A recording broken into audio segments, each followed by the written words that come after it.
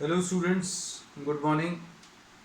आज अभी हम लोग नया टॉपिक स्टार्ट कर रहे हैं और ये नया टॉपिक है कैपेसिटर्स। इसमें साथ में नोट करते जाना जो भी चीज़ आपको काम की लगे। अब कैपेसिटर्स जो हैं, एक कह सकते हैं this is a device use to store charges, या use to store electrical energy.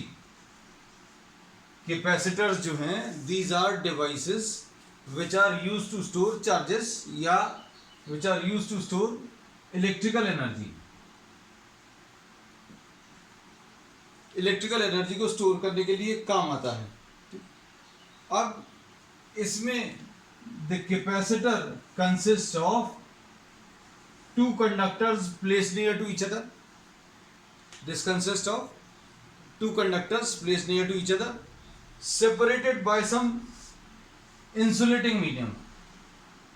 तो इसमें ये चीज भी बता सकते हैं that it consists of two conductors. Mostly अभी हम लोग लेते हैं identical,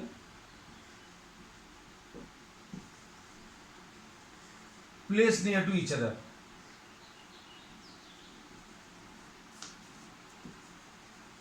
And separated by what?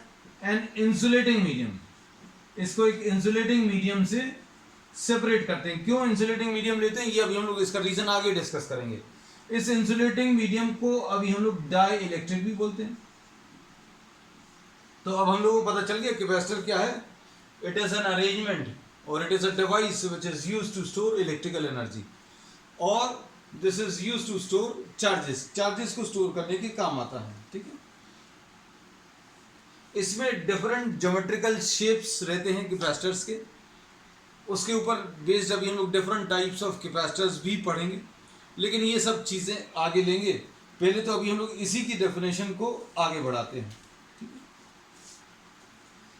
अब ये जो अभी हम लोगों ने बोला capacitor, it consist of two nearly identical conductors placed near to each other. अब इसमें one of these is given a positive charge and the another is given an equal amount of negative charge. इसमें ये shape जो अभी हम लोगों ने बनाया है वो कैसा तो भी शेप हो सकता है, इसलिए ऐसा कुछ बनाया। आपको जरूरी नहीं है परफेक्टली बिल्कुल ऐसे ही कॉपी करें। आप दो ऐसे ले सकते हैं कंडक्टर्स बनाने में, ऐसे कुछ ले सकते हैं। तो इसमें अभी हम लोगों ने ये बोला capacitor is an arrangement of two equal and opposite charges, two conductors placed near to each other and these carry equal and opposite charges on them. अगर किसी एक को प्लस क्यू चार्ज दिया तो दूसरे को equal amount of negative charge देंगे।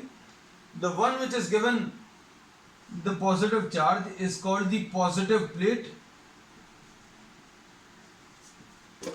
and the other which is given the negative charge is called the negative plate.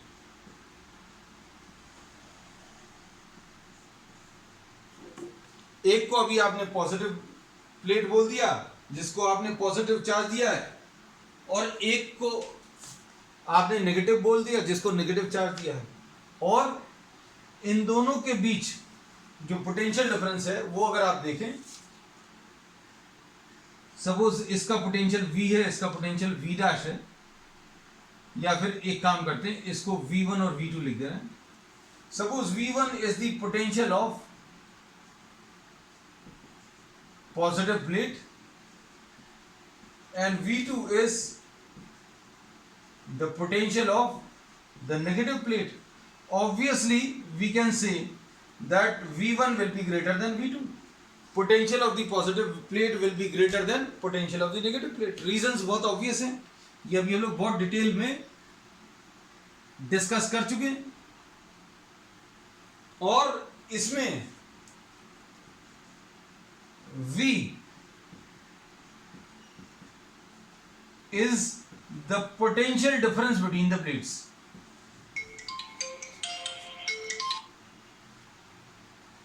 V is the potential difference between the plates.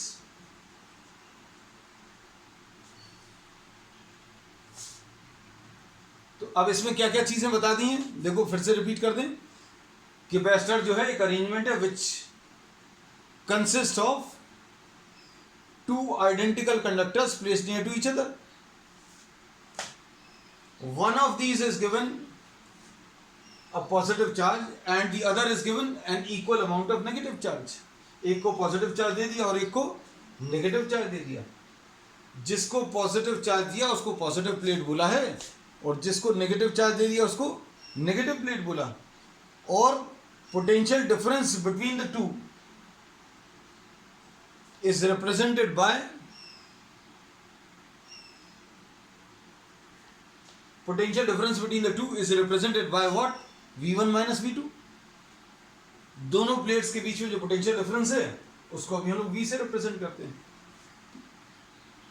अब इसमें अभी हम लोग देखें कि अगर हम लोग पोटेंशियल डिफरेंस को डबल कर दें,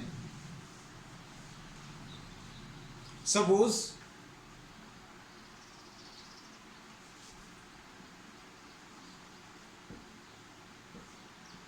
the charge on the two plates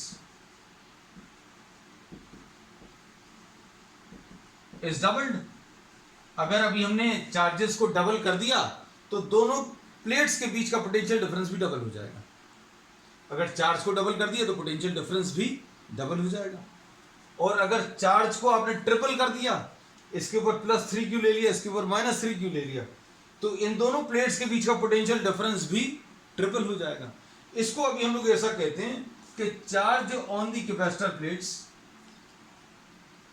और rather the charge on the positive plate और the charge on the capacitor is directly proportional to V। मतलब क्या है, हम लोग जितना ज्यादा चार्ज इन दोनों के ऊपर देंगे उतना ज्यादा इन दोनों के बीच में पोटेंशियल डिफरेंस आएगा। और इसमें अभी हम लोग ये कह सकते हैं कि Q और V का जो रेशियो है वो कांस्टेंट है और Q और V का ये जो रेशियो है इसको अभी हम लोग क्या C बोलते हैं। और C इज व्हाट?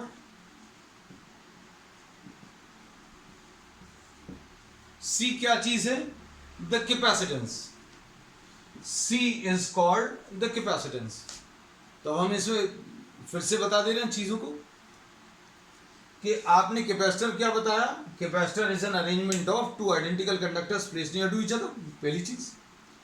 दूसरी चीज, one of the plates is given positive charge and the other is given negative charge. एक को पॉजिटिव चार्ज दे दिया, एक को नेगेटिव चार्ज दे दिया। जिसको पॉजिटिव चार्ज दिया उसको पॉजिटिव प्लेट, जिसको नेगेटिव चार्ज दिया उसको नेगेटिव प्लेट। फिर क्या किया, इन दोनों के बीच में पोटेंशियल डिफरेंस को अभी हम लोगों ने V मार्क कर दिया। और इसमें with the help of experiment it has been verified that larger the amount of charge which you are placing, जितना ज्यादा चार्ज अभी आप इन दोनों के ऊपर रखेंगे उतना ज्यादा इन दोनों के बीच का पोटेंशियल डिफरेंस आएगा। Q directly proportional to V और Q upon V, this ratio is constant and this constant is called the capacitance। और ये जो कैपेसिटेंस है ये अमाउंट ऑफ चार्ज के ऊपर डिपेंड नहीं करता। इसमें अच्छे सुनना, इसको देखकर अभी हम लोगों को ये लगता है कि C एक ऐसा कांस्टेंट है जो चार्ज के ऊपर डिपेंड करता है। तो अभी हम लोग ये कहते हैं कि भाई चार्ज को अगर आप बदलोगे तो V भी बदल जाएगा, लेकिन इन दोनों का रेशियो जो है वो कांस्टेंट रहेगा। इस बात को अच्छे से समझना। इसमें कई बच्चों को ये कंफ्यूजन होता है। जैसे ये क्वेश्चन सिंपल से ये पूछा जाए कि अगर चार्ज डबल कर दिया तो कैपेसिटेंस को क्या होगा, तो स्टूडेंट्स तुरंत इसको देखकर बोलेंगे भाई चार्ज को डबल कर दिया तो कैपेसिटेंस डबल हो जाएगा। लेकिन नहीं, अभी हम लोग पहले ही बता चुके हैं क्या कि अगर आप चार्ज को डबल करोगे तो पोटेंशियल भी डबल हो जाएगा। ये डबल किया तो ये डबल हो जाएगा और ट्रिपल अगर कर दिया तो ये भी ट्रिपल हो जाएगा, लेकिन इनका रेशियो जो है वो कांस्टेंट रहेगा। और इस कांस्टेंट को अभी हम लोग क्या बोलते हैं बेटा? इसको कैपेसिटेंस बोलते हैं। अब इसको अभी हम लोग एक बहुत सिंपल एग्जाम्पल से क्लियर कर दे रहे हैं।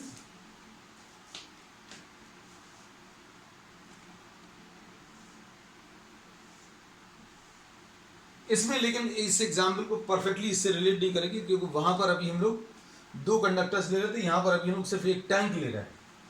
इसमें ये एग्जाम्पल अभी हमने आपको पहले भी बोला है, इसमें level of water in a tank can be compare to V. Level को अभी आप किससे कंपेयर कर रहे हैं? लेवल ऑफ वाटर को आप वी से कंपेयर कर रहे हो। The amount of water which is present, उसको आप क्यू से कंपेयर कर सकते हैं। And the size of the tank, उसको आप सी से रिप्रेजेंट कर सकते हैं। ये C will be what? This will be size of the tank. अब देखो बातों को समझो, अगर आप चार्ज बढ़ाओगे, मतलब अगर आपने पानी बढ़ाया, इसमें अमाउंट ऑफ वाटर बढ़ाया, तो क्या होगा? पानी का अमाउंट अगर आप बढ़ाएंगे तो लेवल भी बढ़ेगा, लेवल बढ़ेगा मतलब पोटेंशियल भी बढ़ेगा। मतलब अभी हम लोगों को यह पता चल गया क्या, कि Q is proportional to V।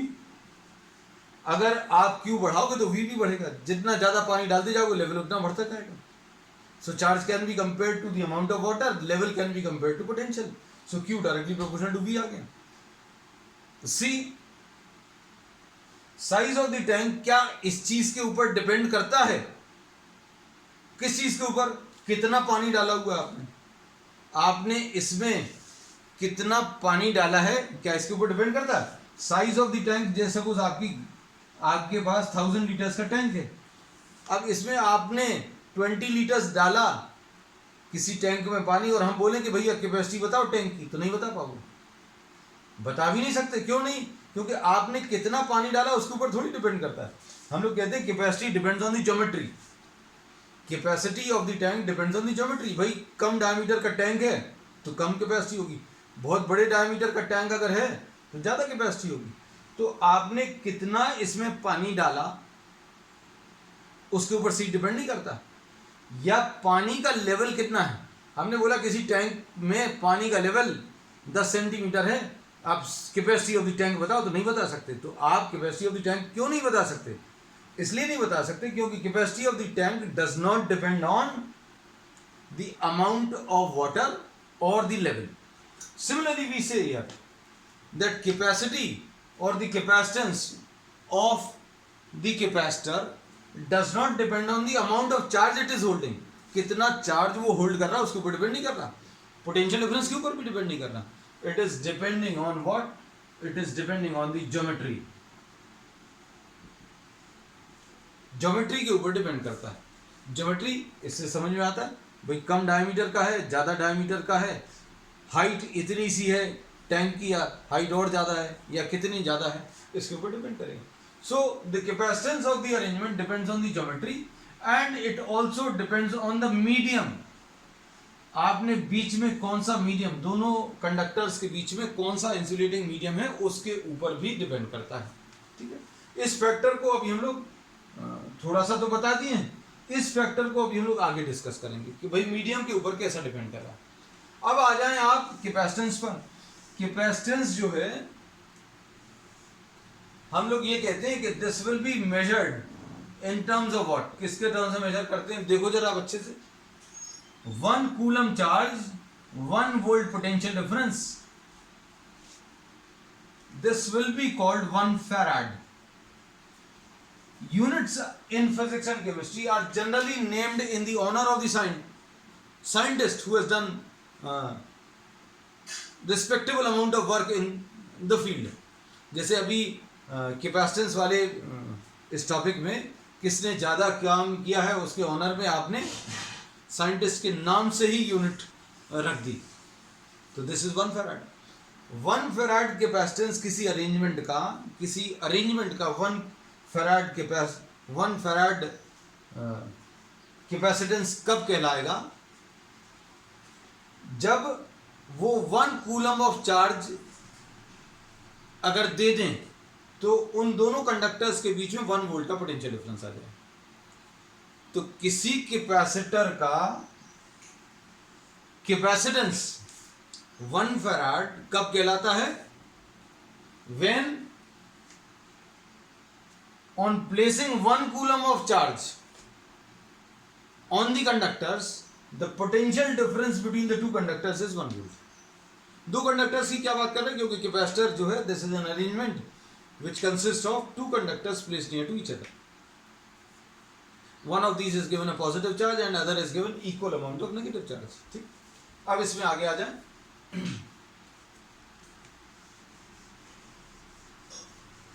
इसमें फैराड जो है एक बड़ी यूनिट है। हम लोग जो और यूनिट्स यूज करते हैं, we use micro farads which is 10 to the power of -6 and picofarads which is 10 to the power of -12 farads। ये छोटी यूनिट्स भी अभी हम लोग इसमें यूज करते हैं। अब इसमें नेक्स्ट आ जाता है डायमेंशनल फार्मूला। अभी हम लोग हर एक टॉपिक में जब भी कोई नई चीज बताते हैं तो आपको डायमेंशनल फार्मूला भी इसका बताते हैं। तो C Q divided by V है। V क्या था, भूल तो नहीं गए, W/Q, work done per unit charge. पूरी डेफिनेशन नहीं बोल रहे, जरूरत भी नहीं है क्योंकि we have discussed in detail about the potential. अब इसको कैसा लिखेंगे, ये I इंटू टी आ जाएगा और ये Q ऊपर जाकर भी I इंटू टी आ जाएगा और नीचे वर्क है ml² T-2, ऐसा कुछ आएगा।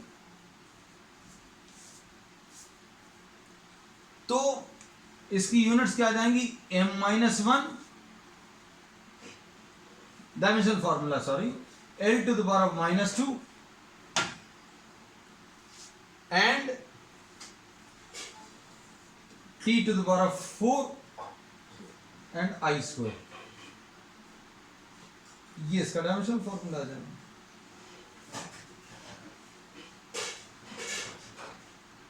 तो अब कैपेसिटर के बारे में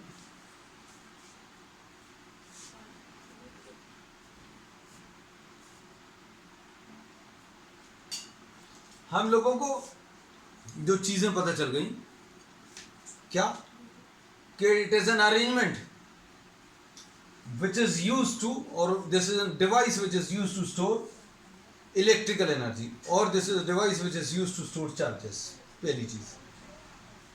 दूसरी चीज क्या पता चली, it consist of two conductors, nearly identical conductors placed near to each other.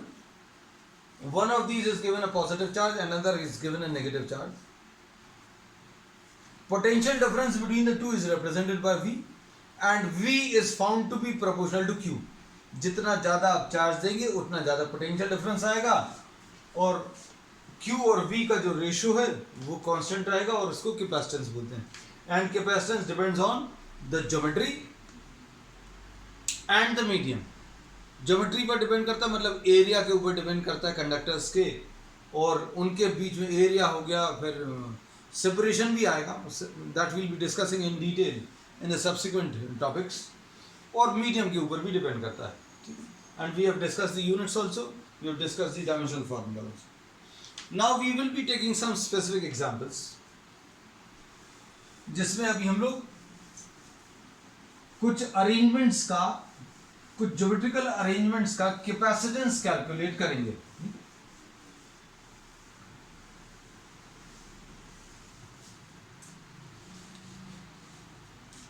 अब इसमें सबसे पहले अभी हम लोग जो ले रहे हैं,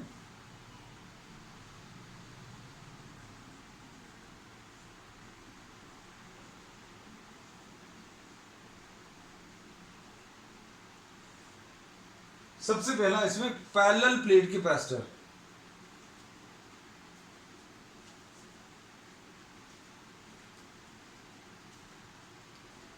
पैरेलल प्लेट कैपेसिटर में this arrangement consists of two identical parallel plates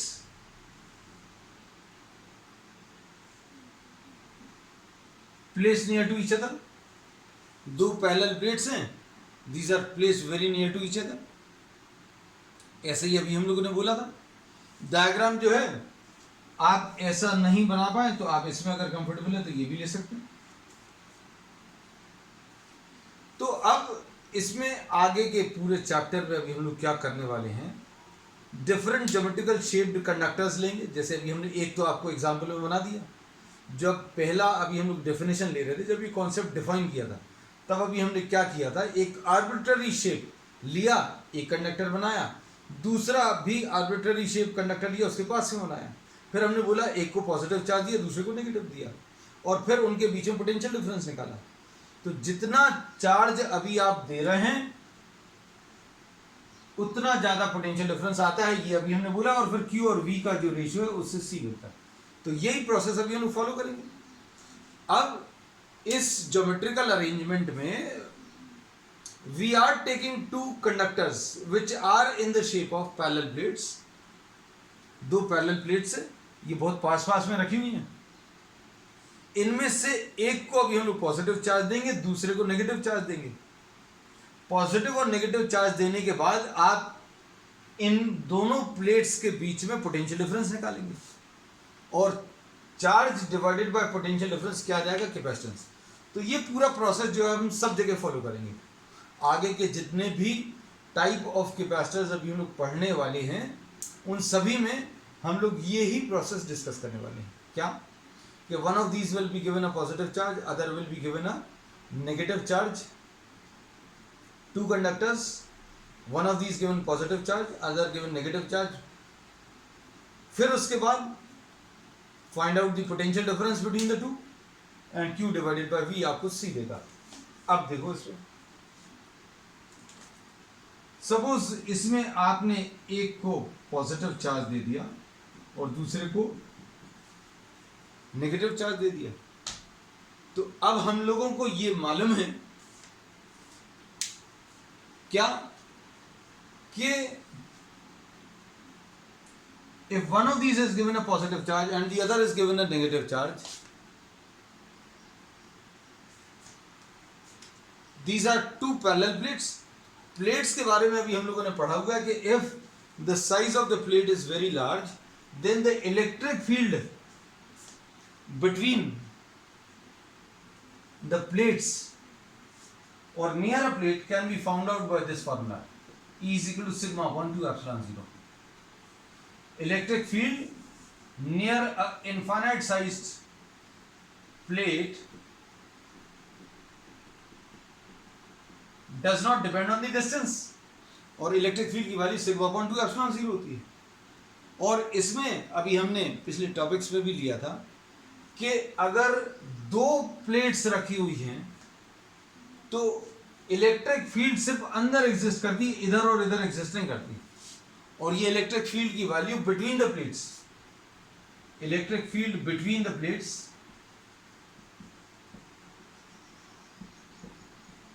sigma upon epsilon 0 होगा। Electric field between the plates is what, sigma divided by epsilon 0। अभी हमने यहां पर सिग्मा अपॉन 2 एप्सिलॉन 0 बताया था। कुछ लोगों को ये कंफ्यूजन हो जाएगा, भाई अगर एक सिंगल प्लेट है तो उसके कारण electric field sigma upon 2 epsilon 0। अगर दो प्लेट्स हैं, चलो ये थोड़ा सा डिस्कस कर ही ले रहे हैं क्योंकि हो सकता है कुछ लोगों ने ये चीज नहीं पढ़ी हो। Suppose this is the first plate, this is the second plate, this is the point A, this is the point B, this is the point C. एक प्लेट के कारण इलेक्ट्रिक फील्ड की वैल्यू सिग्मा अपॉन 2 एप्सिलॉन 0 होती है।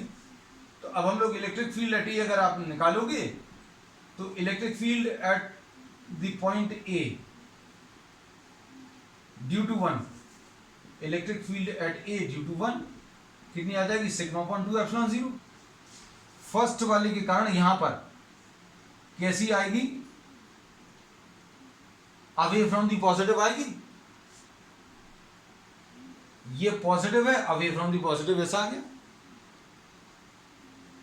अब उसके बाद EA2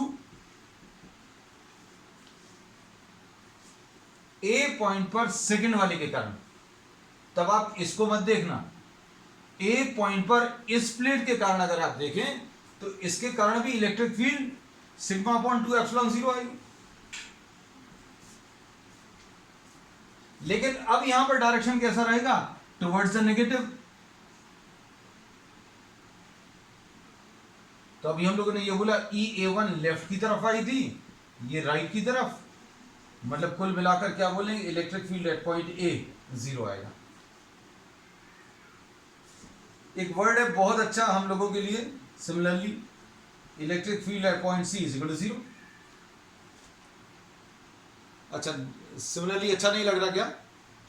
चलो, इसमें सी पॉइंट पर फर्स्ट वाले के कारण away from the positive, first वाली पॉजिटिव प्लेट है, EC1 आ गया। सेकंड नेगेटिव है तो EC2 ऐसा कुछ आ गया। Away from the positive towards the negative, दोनों कैंसिल हो रहे हैं। इससे दूर की तरफ, इससे पास की तरफ, दोनों एक दूसरे को कैंसिल कर देंगे। अब इसके बाद अच्छे सुनना, इलेक्ट्रिक फील्ड बी पॉइंट पर कैसे मिलेगा? Away from the positive right की तरफ आएगा and towards the negative, B point पर नेगेटिव प्लेट की तरफ, ये भी राइट की तरफ आएगा। तो अब हम लोग क्या बोलेंगे, electric field at point B, ये कहां पर है? Between the plates. Electric field B point पर कैसे मिलेगी? EB1 प्लस EB2, ये कितनी आ जाएगी? Sigma upon 2 epsilon 0 plus sigma upon 2 epsilon 0, यानी ये कितना आ जाएगा? 2 सिग्मा अपॉन 2 एप्सिलॉन 0। तो इलेक्ट्रिक फील्ड बी पॉइंट पर कितना आ जाएगा बेटा? सिग्मा अपॉन एप्सिलॉन 0, ऐसा कुछ आएगा। Electric field at the point B, मतलब between the plates, electric field की वैल्यू पता चल गई। अब हमने ये चीज बता दी कि भाई दो पैरेलल प्लेट्स अगर हैं तो इन दो पैरेलल प्लेट्स के बाहर में इलेक्ट्रिक फील्ड एग्जिस्ट नहीं करती। इलेक्ट्रिक फील्ड यहां पर एग्जिस्ट नहीं करती, इलेक्ट्रिक फील्ड यहां पर भी एग्जिस्ट नहीं करती, बिटवीन द प्लेट्स एग्जिस्ट करती है। और कितनी है वो निकालनी। अब भाई बात हम लोगों ने की थी क्या, कि दो कंडक्टर्स आसपास में रखो, एक के ऊपर पॉजिटिव चार्ज दो, एक के ऊपर नेगेटिव चार्ज दो, फिर दोनों के बीच में पोटेंशियल डिफरेंस निकालो और फिर कैपेसिटेंस निकालो, C is equal to Q divided by V। अब जो चीज हमने कैलकुलेट की है वो तो कुछ भी नहीं है, यहां पर जो C निकालने के लिए हमें Q और V दो चीजों की जरूरत है, लेकिन हम लोगों ने क्या निकाली है? इलेक्ट्रिक फील्ड निकाल ली। तो इलेक्ट्रिक फील्ड इसलिए निकाली क्योंकि अभी हम लोगों को रिलेशन मालूम है, V इज इक्वल टू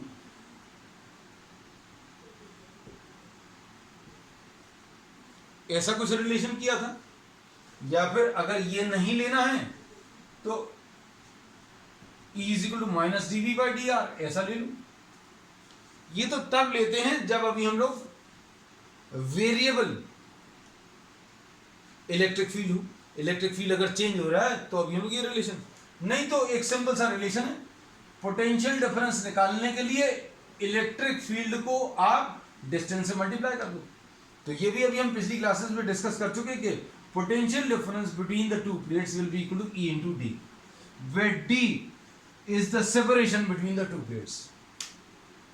अगर आपको इन दोनों प्लेट्स के बीच में पोटेंशियल डिफरेंस चाहिए तो क्या करोगे?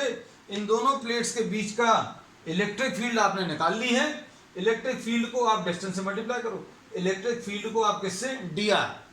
dr मतलब डिस्टेंस। और ये तो अभी हमने बोला ये रिलेशन तब लेते हैं जब इलेक्ट्रिक फील्ड चेंज हो रही हो, लेकिन ये एक यूनिफॉर्म इलेक्ट्रिक फील्ड है तो आप ये डायरेक्टली यूज कर सकते हो, नहीं तो इंटीग्रेशन भी लोगे तो भी यही रिजल्ट आएगा। तो हम लोग कोशिश ये करेंगे कि अप्रोच आपको ऐसा लें जो बहुत सिंपल रहे, आपको सब समझ में आए, and you can write this in the exam. In fact nearly all the books carry such type of matter, आपको ऐसे कुछ दिया रहता है। ये वाला अप्रोच हम लोग अभी नहीं ले रहे हैं, इसकी जरूरत भी नहीं है। कुछ एक दो टॉपिक्स में जरूरत पड़ेगी, जैसे सिलेंड्रिकल कैपेसिटर अभी हम लोग करेंगे तो इसके बिना काम नहीं चलेगा, तब आप लोग ये वाला अप्रोच लेंगे। तो पोटेंशियल डिफरेंस निकालने के लिए इलेक्ट्रिक फील्ड को आप डिस्टेंस से मल्टीप्लाई कर दो। तो potential difference between the plates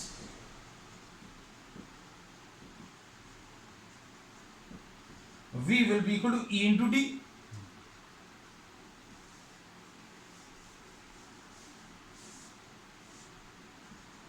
E की वैल्यू कितनी है बेटा?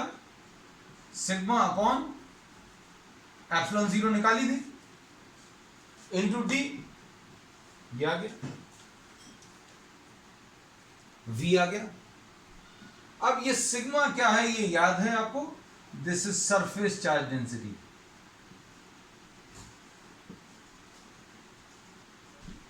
ये सरफेस चार्ज डेंसिटी है।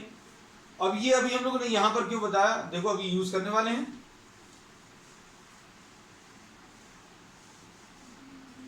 कैसे बेटा, C is equal to Q, capacitance निकालने के लिए जो जो चीजें चाहिए वो सब कुछ हो गया। क्या चार्ज चाहिए था, चार्ज अभी हम लोगों ने रखा हुआ है, और V चाहिए तो V निकाल लिया। तो ये कितना है, sigma upon epsilon 0 into D. अब ये कितना आ जाएगा बेटा, Q, और इस सिग्मा को अभी हम लोग क्या लिख लें, Q upon A. Q is what, the charge per unit area.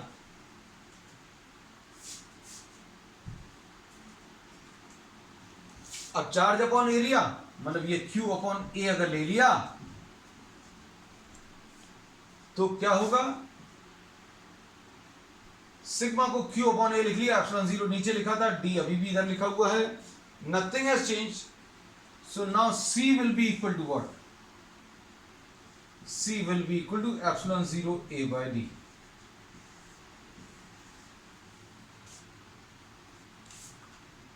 C की value epsilon 0 A divided by D, ऐसा कुछ आएगा।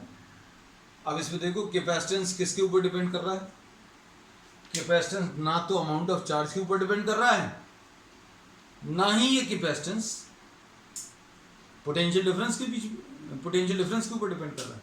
तो अब हम लोग इसमें यही बताए थे स्टार्टिंग में कि capacitance of an arrangement does not depend on the amount of charge, it depends on the geometry. तो ज्योमेट्री क्या है देख लो अभी इसकी, C किसके ऊपर डिपेंड कर रहा है, C area of the plates, C depends on the area of the plates.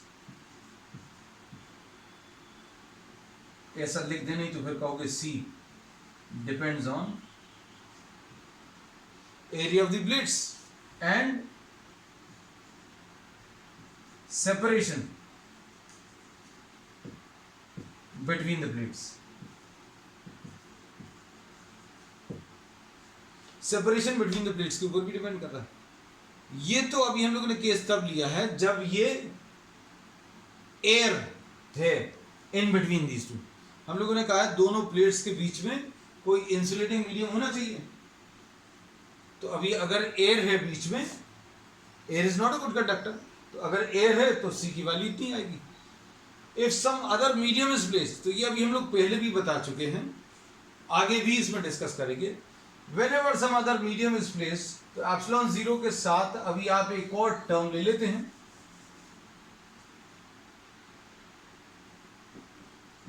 if a dielectric is placed between the plates, then this will be referred to as what, C in the medium. C in the medium will now be equal to K into epsilon 0 A by D. C की value क्या आ जाएगी, K into epsilon 0 A by D। इसमें epsilon 0 के साथ अभी आप किससे multiply कर दिया, K से मल्टीप्लाई कर दिया। So what happens if a dielectric is placed, हम लोगों को ये चीज मालूम है भाई, K की वैल्यू ग्रेटर देन 1 होती है, K इक्वल टू 1 एयर के लिए होता है। If a dielectric is placed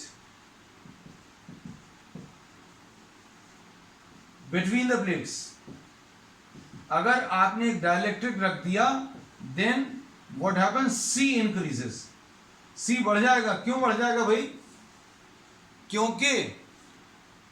क्योंकि इसमें C में पहले सिर्फ एप्सिलॉन 0 A by D आ रहा था, अब क्या हो रहा है, इसमें K और आ रहा है, K से मल्टीप्लाई हो गया, और K की वैल्यू 1 से बढ़ी है, इसलिए कैपेसिटेंस इंक्रीज हो गया।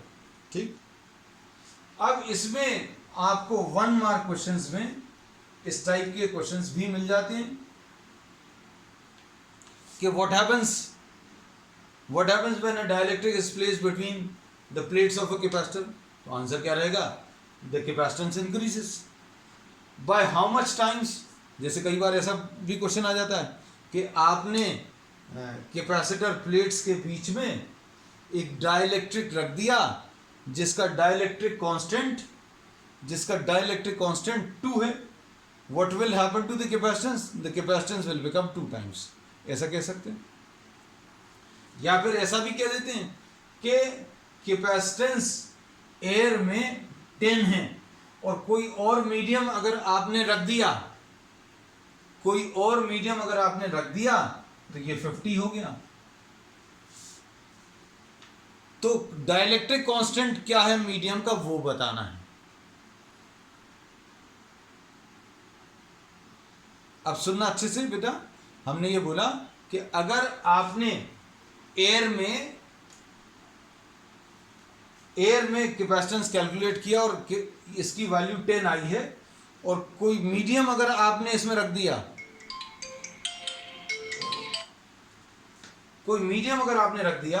तो ये capacitance becomes 50। Then what is the value of the dielectric constant? So the value of dielectric constant can be calculated by dividing these two. अगर आप दोनों को डिवाइड करोगे, C in the medium divided by C in air, this will be 50 divided by 10, which will be 5. ठीक है, चलिए, that's all for today. We'll continue with the same topic on the next time.